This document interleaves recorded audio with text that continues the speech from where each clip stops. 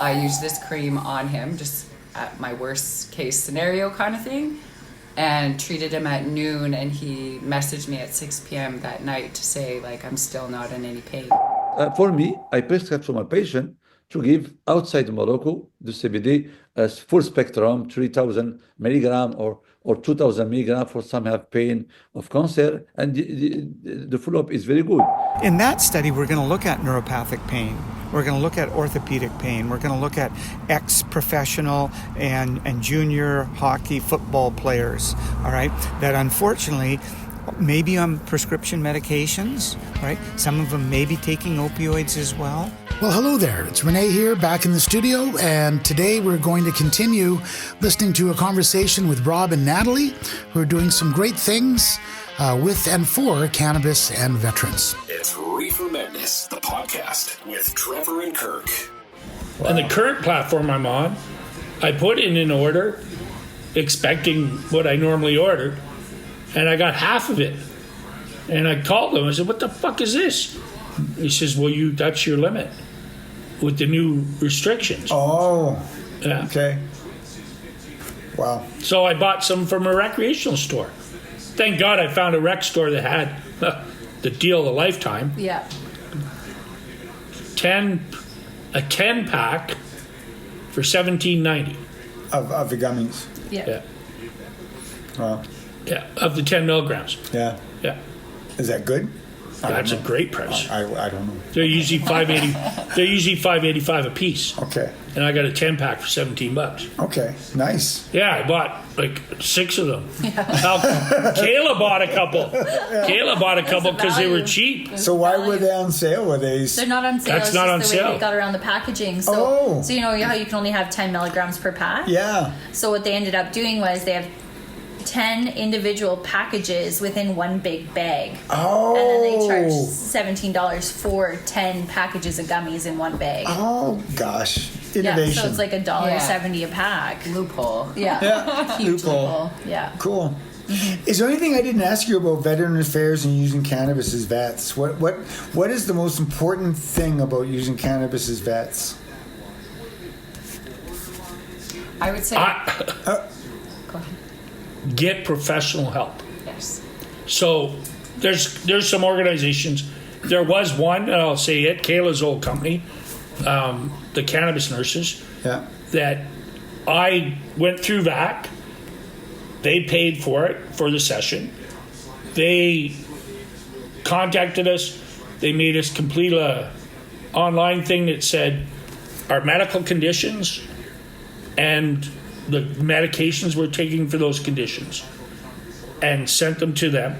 They reviewed all of them to see if anything was not compatible with THC and CBD, and then they came to your house, spent at least an hour or two going through it and doing an education session about the 16 endorphins and all that. The endocannabinoids. All that. Whatever. It went right over my head. Yeah. But they did the terpenes. Give me the weed. Just give me the weed. Yeah, they gave us. To take. But because of those sessions, and then they also followed you up for 3 months. Okay. They don't prescribe. They gave recommendations. What you're taking is wrong. You're doing it the wrong way. Yeah. Okay? If you want to do it best for your health, which I'm very keen on, this is what you should be trying. And that's why I'm leaning now more. So my weed routine now is wake up in the morning, have a shower. I put the weed cream on my feet and on a couple other areas on my arms and stuff like that, my neck that bothers me. And then off to work, whatever I'm doing that day. And then when I get home, if you're having a bad day, I have my daytime gummy. And then an hour before bed, I take my 20 for sleep, and I put the cream on again. So twice a day I'm using the cream. I'm using gummies maybe twice a day. I don't use them in the daytime because I'm driving. If I'm going to drive and I'm in pain, I use Nabalon, the synthetic. Yeah. I have a prescription for that I can use as a synthetic, and you can drive on that because I don't get a high. Okay. So I use that for the pain if I'm in pain during the daytime. Do you mind if I talk about some of your medical conditions? Sure. Okay, so you are on hemodialysis. I'm a dialysis patient, Yeah. hemodialysis. And I've how- been doing that 6.5 years. Okay. I'm 3 times a week for 4 hours. Yeah. And I also have 2 lung conditions that I'm on oxygen 24/7.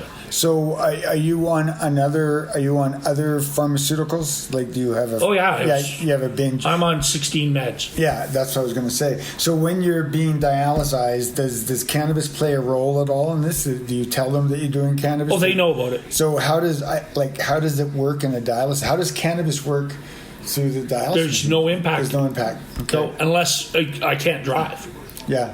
I can't drive under the influence Of the THC. of the THC. Yeah. But Yeah, there's but my no- daily CBD, Yeah. what is it, 40 milligrams? Yeah. Yeah, I'm doing a daily 40 of CBD. Yeah. Yeah, I take that in the morning. And you're primarily using cannabis for PTSD Yeah, for my sleep. and for your sleep Sleep disturbances, yeah. due to that, and then also the creams for local pains or deep pain. Inflammation and pain. Yeah. And as you And actually that one, what's that one? Proofly, The Proofly, Mega Cream. the Mega Cream. The Proofly Mega Cream on my feet have never been so healthy. He has neuropathy in his feet. I have Okay. distal neuropathy in both feet. Yeah. It's called demyelinating neuropathies. Yeah. Are you a diabetic as well? No, I'm not. Okay. Yeah. All right. My kidney disease is not average kidney disease. Okay. It was exposure overseas that caused retroperitoneal fibrosis. Okay. That shrink wrapped my kidneys. Yeah. It literally took them from the inside. Damn. Well, thank you for your service. Thank you. And I'm sad that it beat the shit out of you. Whatever. Yeah. If you think back pays a lot for weed, you should see what they pay for kidneys. I am 164% disabled, Yeah. according to Veterans Affairs. Amazing. Any comment from you at all about anything about using cannabis as a vet or?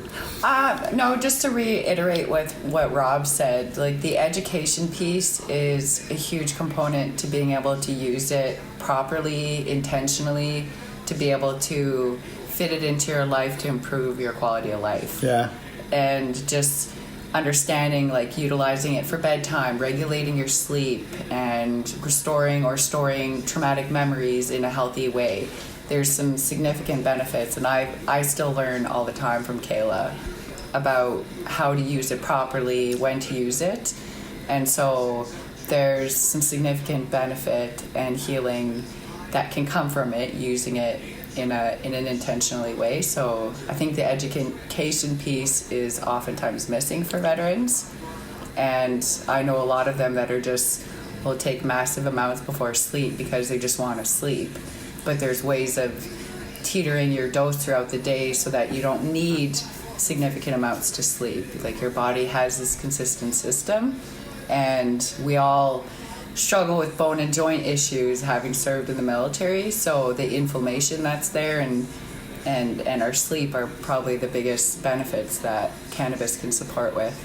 And helping that system go from that fight and flight hypervigilant state into a more of a safe parasympathetic rest and digest kind of state as well. But it's a whole daytime, it's a whole regime. It's not just a knockout at the end of the day to dissociate and knock out, like Nat was saying. And when I worked at Business Center, after I retired, I worked there as a social worker. They didn't know I was using weed. Yeah. No, they didn't need to know. No. It was prescription. But they didn't know I used weed. Like You're a high functioning I'm highly functional. Most people don't, unless I tell them. Yeah. They don't know I'm using weed every day Yeah. just to make that appearance. Just to get the sleep. Yeah. Well, no, but also to be healthy enough to go out and get out of the house. Yeah. Yeah. Like I'm still actively riding my motorbike, driving.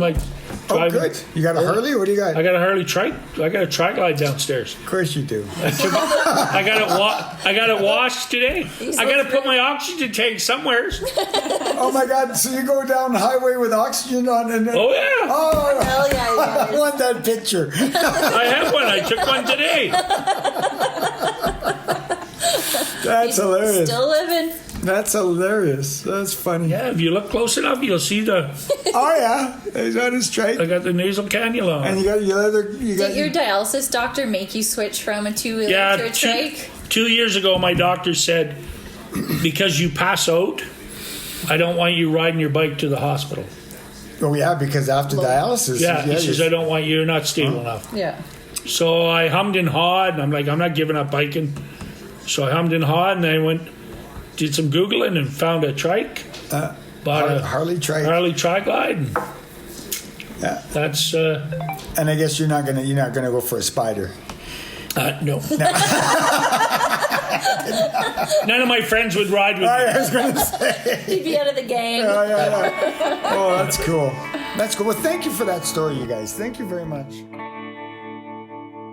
So, Kirk, I know you want to spend a bunch of time on Veterans Affairs, but before that, let's just touch on a couple things that I thought were interesting. So, Natalie, our massage therapist / like you said, seems to be able to find everything in Veterans Affairs. So she was a medic in Afghanistan and other places.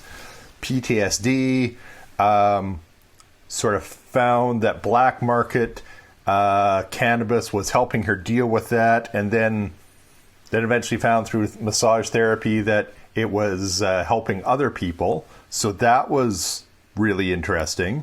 And then, like you said, Rob, who 26 years a medic in the Navy and elsewhere, a whack of medical conditions. So again, like Natalie, PTSD seems to be one of the main things that cannabis helps him. But, you know, as you went on, he's on dialysis, and for those of you not familiar, people on dialysis are on a whack of medication. Just when your kidneys don't work, nothing else works. So, you know, he's at 16 different prescription meds, 2 different lung conditions, requires oxygen, peripheral neuropathy in his feet, so pain in your feet caused by nerves misfiring. Most often around here, when we talk about that, that's a diabetes thing, but as he said, not a diabetes thing in his case. But yeah, he again promised his dad he wouldn't do drugs anymore when he went in the military, and then when he got back out and cannabis was suggested, had to go back and basically felt he should go back to his dad 30 years later and say, Dad, I'd really like to try cannabis medically, and kind of got permission. Just a very human story that I got a chuckle out of. Like you said, Rob's a real character. And I know you want to spend some time talking about Veterans Affairs, but anything else you want to sort of highlight from Natalie and Rob's stories? Yeah, I had no clue these individuals were going to be medics. And in one of my past careers, I spent 14 years in the pre-hospital care industry in Alberta. So as we started telling and sharing stories, it ends up that they're friends of a colleague of mine that I spent years working with in Alberta. And a shout out to Peter Simons, who was I remember being I believe in the reserves, and has since gone off into mountain rescue work and works with the veterans as well. So shout out to my old friend Peter. What these individuals sort of did for me, and it's sort of like, you know, you do your reading, you read about, we study about how people have benefited from cannabis and you know, have dropped using polypharmacy and examples like that. I think it was 2007 when Veteran Affairs Canada recognized cannabis as medicine. And once again, I don't know if I heard it through the story or heard it generally through my immersion into Veterans Affairs, but did they mention that essentially it was the federal courts once again that told the government that cannabis was medicine for veterans? Yeah. Was that mentioned in this? Yeah, it was Rob and one of the nurses, sorry, I lost track of which one, said, yeah, it was a veteran who said, hey, you're paying for my medical conditions, this helps my medical condition, and basically won the right for veterans to have cannabis paid for as medication. Yeah. Yeah, so, and I guess we should backtrack here and say there were 4 voices in that conversation, right? We heard from Rob, Natalie, and myself, and in the back was Kayla. So she was answering some of questions as well. But getting back to Veterans Affairs, so what I learned, and this is from meeting people now, and again, just how cannabis helped them not be addicted to a whole bunch of harsh pharmaceuticals. And we've discussed this before, how mental health conditions are often solved through some very heavy-duty pharmacology. And I mean, you can speak to that better. The antipsychotics, the antidepressants, some of those are harsh medications that have severe side effects. And what happens is that, one medication has a side effect, so you get another medication to offset the side effects. So sometimes you take one medication, you should always take another. So again, you would know this better, but it seems that when cannabis enters the picture, over time, people learn not to be on some of these harsh pharmaceuticals, and cannabis decreases the amount of polypharmacy happens. This is one of the benefits cannabis is doing for vets. But now with Veteran Affairs, and this was the April 1st budget, and they speak to this, how the government lowered the exemption from $8.50 per gram to $6. So, and the other thing that Veteran Affairs has is in regards to eligibility. If they will pay for 3 grams a day. But they also have an exceptional clause that with the proper diagnosis and proper medical support, they will fund more than $3 a day, but they now only fund $6 per gram. So now what's happened is we now have veterans who may have to now pay out of the pocket to pay for the medicine that decreases their use of harsher drugs. Yeah, no, and I thought it was an interesting, I'm not quite sure, economics thing so the medical system, which I didn't realize before this story how much it was basically funded by Veterans Affairs, because there were medical patients who got stuff through the medical system, and we touched on this a little bit, and there was lots of interest in the medical system. Like you said, even Shoppers Drug Mart for a while was a place you could get medical cannabis. But it sounds like a majority or a large chunk of the people getting it through the medical system were veterans. And because of that, the companies felt okay with charging more, or at least not being really competitive with their prices on medical cannabis, because Veterans Affairs were going to pay for it. Whereas in the rec market, there's so many stores and so many LPs, so much more competition, the price dropped. And that sort of led to some interesting issues where, because the price dropped, Veterans Affairs being an arm's length government group said, well, the rec market price is lower so we'll basically pay less than the medical price. And I'm sure it's more complicated than that, but two of the sort of side effects, one is, like you said, now the veterans are basically getting less bang for their buck. They're not getting as much cannabis as they used to, because the Veterans Affairs is paying less for it.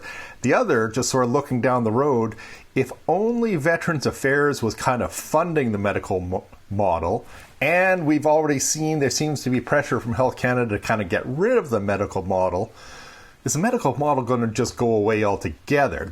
Is this decreasing what Veterans Affairs will be paying? Like we mentioned during the thing, and we've mentioned on other ones, like the Shoppers Drug Mart already got out of it because I assume they found it wasn't particularly profitable. And if one of the only people who were paying was Veterans Affairs and they're now paying less, I think a really important system is leaving. And this sort of goes back to Ted Smith episode or two ago. Like, remember, Rob is on many other medications. So Rob mentions it, and I think should be Rob shouldn't really be using cannabis without medical supervision, because the cannabis he's on could interfere with, some of his kidney stuff. Like, there's lots to be looked out for, and several of them mention, if you are a veteran and on a bunch of medication with a bunch of problems, which kind of happens as you get older, then, having a medical team around you is good. And it kind of looks like the nurses, et cetera, who you've talked to running these medical clinics, and we'll hear more from in future episodes, are doing really good work. Is this another reason why that might be going away if the money that's funding it is going away? So that was just something twigged in my brain. Yeah, I know the more and more of these shows that we do, the more we learn about cannabis, the more I realize what I don't know in some ways. And here's something that I've discovered in the last little while. A couple years ago when we started this podcast, a friend of mine, my neighbor, basically said at one of our little happy hours, she said, medical cannabis is different than rec cannabis. And I was at the point and said, no, it's the same plant. It's the same thing. But there was a nuance to what she was saying to me that I'm slowly learning as we study this plant, is that there is a difference in how cannabis is used in the medicinal market as a medicine than the rec market. And for example, the whole CBD thing, I mean, the rec market, and we've learned this in the last several episodes, the rec market's really focusing on high THC products because that's where the profit margin is, right? And so the medical market doesn't offer a large profit margin because the cannabis that medicinal people are looking for aren't necessarily high THC flowers or pre-rolls. I mean, the medical market, the guys aren't going to afford, the pre-rolls. They're expensive. So they're looking for a CBD product, usually. They're usually looking for a more full plant spectrum products. They're looking for the entourage effect, the ensemble effect. They're looking for the medicine to have a specific effect on the endocannabinoid system to make them feel less stress. For example, sleep. A little bit of THC with CBD and CBN will help you sleep. Someone who's, it's different markets. So you're correct. If the medical market was supported by the vets, and now what's happening is that the government has got this circle game going where, well, gee whiz, the vets can get cheaper medication at the rec shop. They might as well go to the rec shop. Where the rec shop's not focused on medicine. So now the whole ability to get consistent medicine is changing. I mean, 3-4 years ago, when you're talking to a medical patient and they said, well, I could go to the rec shop and get my medicine, and we thought that was good because it's down the street. But now coming forward with what's happened to the rec market is that they're more focusing on THC, how a lot of the LPs are falling away, so the market is getting more congested with big growers. So big growers have bigger profit margins, need a bigger profit margin, so they're going to THC. There's a snowball effect happening. Meanwhile, the people that started this whole game, the ones that made the original snowballs, that went to the Supreme Court and said, give us cannabis, they're, again, getting forgotten. They're melting, right? And this is, again, this story just touches this. And like I said, Rob's quite a character. He's known throughout the Edmonton area. He rides his trike still. I've got a picture of his trike. It'll be on our webpage, and I'm sure you'll use it as the icon. No, it's another story to get into. We're losing the medical market. Well, and just another sort of plus for the medical market that just, again, try not to put everything back to Ted, but Ted Smith was talking about how it's important for his sicker patients to have some sort of, we'll call it medical intervention or medical team around. The cannabis nurses, which again, they on their own will be a future cannabis. As Rob was saying, when he started using cannabis to sleep, he was going for the really high THC stuff to knock him out. And the cannabis nurses came along and said, hey, you probably don't need this huge THC. If you have a CBD, CBN, CBG combo, you'll probably sleep better. You don't need as high a THC. You won't feel as, stoned the next day. So just, that medical guidance, medical intervention, I guess we've talked in the past, whether it comes from a nurse pharmacist or a unregulated cannabis educator, having basically and this makes me sound like a pharmacist, paying for the cognitive services of a medical professional to sort of give guidance to these especially sicker people is a good thing. That was a really good sentence. Well, yeah. Pharmacists don't do, we're professionally idiots and we don't get paid for our cognitive services, but that's a completely different podcast. Yeah, completely different podcast. And but also, I mean, you look at pharmacists, again, a different podcast.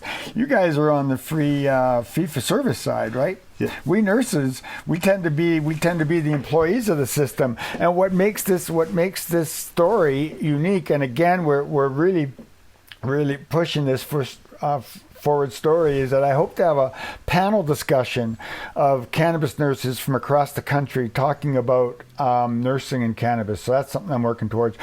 So this I think was our introduction to veteran affairs. We've done other veteran affairs stories, but they were more American based, right? Yeah. We had a fella, Vietnam vet, and Sean Poley dealt with vets, but I don't know. Sean's episode was great, but this was filled in a bunch of holes for me that I guess I didn't realize. Yeah. I really enjoyed this one. Oh, one thing I failed to mention, and this goes back to Rob.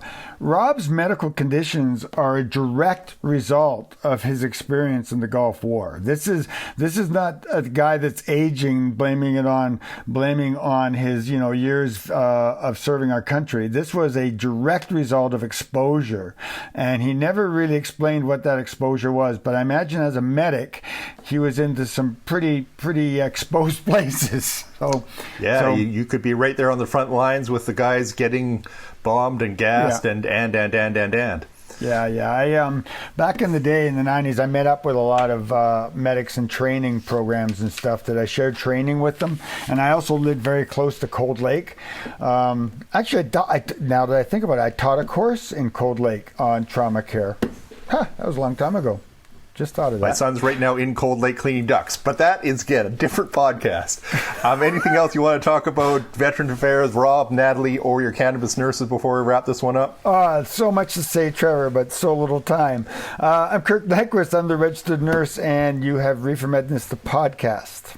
I'm Trevor Schufeld. I'm the pharmacist. Another good one, and thank you for your service, both Rob and Natalie, and not enlightened in a good way. I wish Veterans Affairs was doing more better stuff, but I found this really enlightening about how Veterans Affairs and cannabis and some of that paperwork went. It kind of feels like we're just starting down a Veterans Affairs rabbit hole. I hope so. I hope to have more stories in the future. So many stories, so little time. Hey, maybe someone out there will help us and fund some stories. Sounds good. All right. Talk to everyone next time. Bye-bye. Check out the complete library of Reefer Madness episodes at reefermed.ca. And make sure to follow us on all the socials for bonus info on what Trevor and Kirk are up to.